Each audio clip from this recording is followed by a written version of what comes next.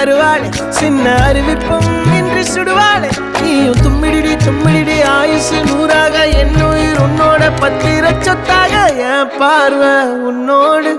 உன் பொம்மை கண்ணோடு பேசாமல் விண்ணோடு நாம் மிதந்து போவோம் காதாரா